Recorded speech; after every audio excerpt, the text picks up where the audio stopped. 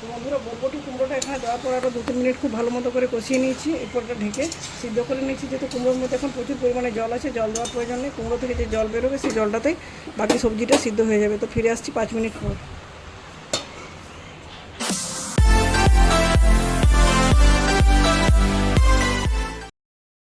নমস্কার বন্ধুরা, আমার চ্যানেলে আপনাদের সবাইকে স্বাগত জানাই। আজ মাখন। অনেকের বাড়িতে ভাত হয় না, আমাদের বাড়িতে ভাত হয় না এমন নয়, কিন্তু যেহেতু অনেকে ভাত খাবে না, সেই জন্য যারা বেশিরভাগ রুটি খাওয়ার দিকে ভোটটা পড়েছে, সেই জন্য আজকে ভাবলাম রুটি না বানিয়ে একটা মিক্স সবজি আর লুচি বানিয়ে দেবো। লুচির আটাটা আগে থেকে মেখে নিয়েছি ময়ান দিয়ে, এটা অনেকবার দেখিয়েছি আর দেখার প্রয়োজন নেই, এই জন্য আগে থেকে মেখে নিলাম। আর এখানে সবজির মধ্যে নিয়েছি দেখুন পটল, বরবটি, কুমড়ো আর আলু। তো চলুন বন্ধুরা, খুব কম তেল মশলা দিয়ে এই সবজিটা আমি আজকে বানাবো।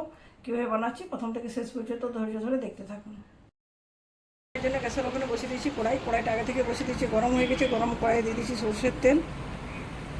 সরষের তেলটা প্রথমে দিয়ে তেলটা গরম হয়ে গেছে, গরম তেলে আমি পটল আর আলুগুলো খুব ভালো মতো প্রথমে ভেজে তুলে নিচ্ছি।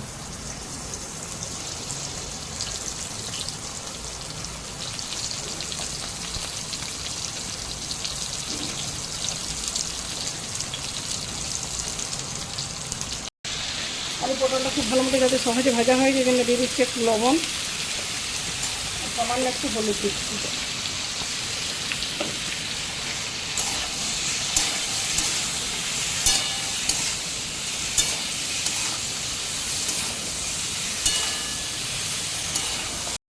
যখন বন্ধুরা আলু পটলটা খুব ভালো মতো করে ভাজা হয়ে গেছে, 4-5 মিনিট সময় ধরে ভেজে নিয়েছি। কড়াই থেকে তুলছি না, কড়াই মাঝখানটা পাকা করে দিচ্ছি। একটা তেলটা দেখুন এখানে চলে এসছে। আর একটু সামান্য বড় চামচের 1 চামচের মতো তেলটা অ্যাড করছি, বাকি সবজিগুলো যেহেতু ভাজতে হবে। ওই তেলের মধ্যে দিয়ে দিচ্ছি 4-5টা শুকনো লঙ্কা ফোড়ন, মাঝখান থেকে ভেঙে দিচ্ছি যাতে লঙ্কাটা ফেটে না যায়। আর দিয়ে দিচ্ছি গোটা জিরে,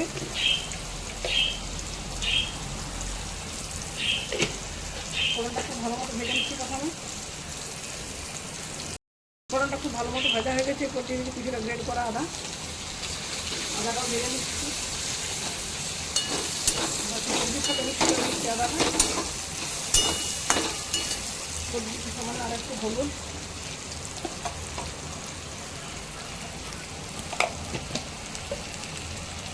লবণটা যদি এখন কম পরিমাণে দিয়েছিলাম, আর একটু লবণ দিয়ে দিচ্ছি। আর এখানে জিরে ধনে গুঁড়ো কিছু দিচ্ছি না, যেহেতু জিরেটা ডাইরেক্ট করে গুঁড়ো করে নিয়েছি, ভাজা মশলাটা পরে অ্যাড করবো। এখন দিচ্ছি বরবটি, কুমড়ো।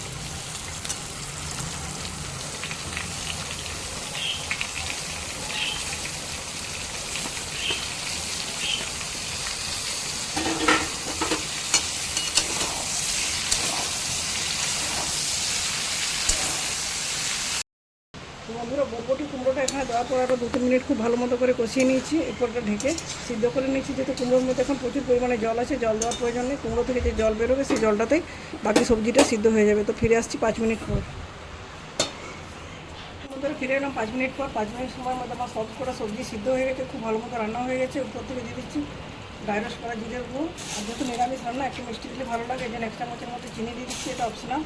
আপনি যদি চিনি খেতে না চান সেক্ষেত্রে নাও দিতে পারেন, কিন্তু যদি স্বাদটা পারফেক্ট আনতে চান আর পারফেক্ট স্বাদটা দিতে চান সেক্ষেত্রে আপনাকে চিনিটা অ্যাড করতেই হবে। আর চাইলে সামান্য একটু গরম মশলা অ্যাড করতে পারেন, অনেকের গরম মশলার প্রবলেম থাকে, সেক্ষেত্রে দেখে শুনে অ্যাড করবেন। তো বন্ধুরা এটা চিনি টিনি দেওয়ার পর আর কিছুক্ষণ নাড়াচাড়া করে রান্না করে নিচ্ছি। শেষে গরম মশলা দিয়ে নামিয়ে নিলে রেডি আমার নিরামিষ মিক্স ভেজ সবজি। দেখুন বন্ধুরা, আমার নিরামিষ মিক্স ভেজ রান্না হয়ে গেছে। নামাবার আগে একটু গরম মশলা আর 4-5টা কাঁচা লঙ্কা দিয়ে নামিয়ে নিয়েছি, সেটা আপনাদের দেখানো হয়নি। এই যে কোনো রান্না যদি কুমড়ো দেন, কুমড়োর একটা হালকা গন্ধ থাকে, অনেকের ভালো লাগে না, সেই গন্ধটা দূর করার জন্য কিছুটা গরম মশলা দিয়ে নেবেন। আর নিরামিষ দিন অবশ্যই রেসিপিটি বানাবেন। আমি সার্ভ করবো লুচির সাথে, লুচিও ভেজে নিয়েছি। এগুলো নিয়ে নিচ্ছি একটি থালায় নিয়ে নিচ্ছি একটা লুচি,